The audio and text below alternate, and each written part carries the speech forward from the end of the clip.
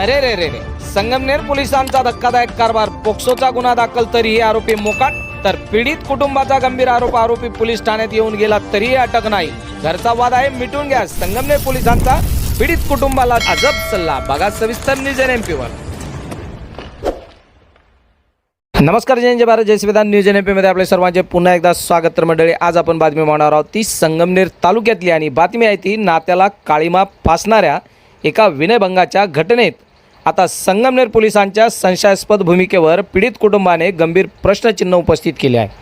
संगमनेर तालुक्यातील निमगाव बागा येथे 13 वर्षीय अल्पवयीन मुलीचा तिच्याच नातेवाईकाने विनयभंग केला होता.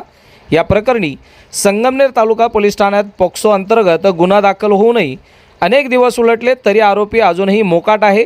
धक्कादायक बाब म्हणजे आरोपी उघडपणे पोलीस ठाण्यात येतो जातो, मात्र पोलीस त्याला अटक करत नसल्याचा आणि गुन्हा मागे घेण्यासाठी दबाव टाकत असल्याचा खळबळजनक आरोप पीडित परिवाराने केला आहे.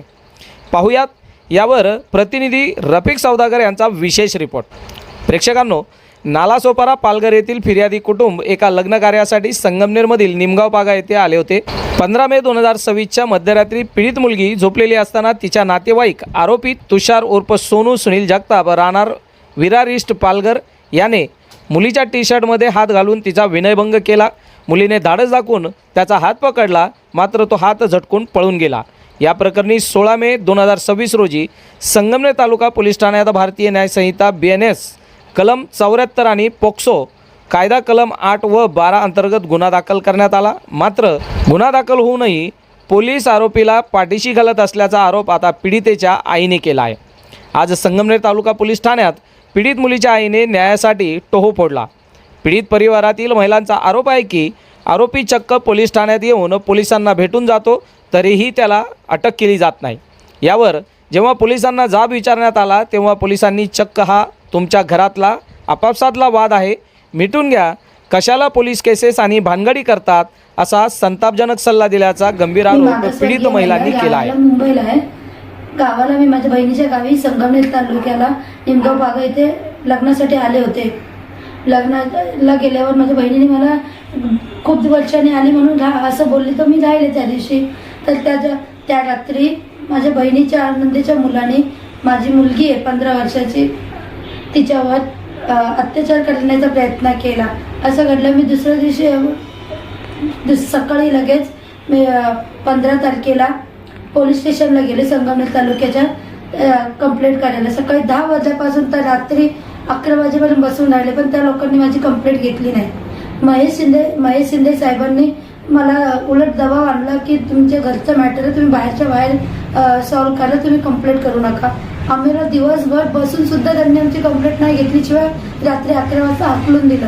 आम्ही तिकडून येऊन संगमनेर बस स्टँडला 4 दिवस झाला आज राहतोय. 2 दिवसांनी माझी कंप्लेंट घेतली. तर आत्ता 4 दिवस झाले त्यांना आता आम्ही बोलतोय की तुम्ही त्याला अटक करा, तरी ते लोक अटक नाही करत आहे.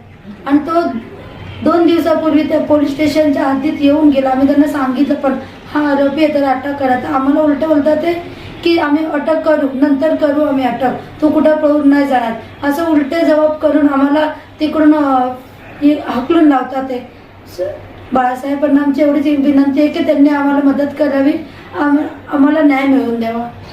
तो कुठे पळून चाललाय, तो कुठे गेला तर आम्ही धरून आणू, अशी उडवाउडीची भाषा पोलीस वापरत आहेत. आरोपीला अटक करण्याऐवजी पोलीस केस मिटवण्यासाठी दबाव टाकत असल्याचा आरोप करत पीडित कुटुंबाने आता वरिष्ठ पोलीस अधिकाऱ्यांनी यात लक्ष घालण्याची मागणी केली आहे. अल्पवयीन मुलीच्या विनयभंगासारख्या गंभीर प्रकरणात पोक्सो अंतर्गत गुन्हा दाखल असतानाही पोलीस आरोपीला अशी मोकळीक का देत आहेत? कायदा सर्वांसाठी समान असेल तर आरोपी तुषार जगताप अजूनही गजाआड का नाही? आणि पीडित कुटुंबाला न्याय देण्याऐवजी प्रकरण दाबण्याचा प्रयत्न करणाऱ्या त्या पोलीस कर्मचाऱ्यावर कारवाई होणार का? हाच मोठा प्रश्न आता निर्माण झाला आहे. न्यूज NMP करिता रफिक सौदागरसह शौकत पठाण, संगमनेर.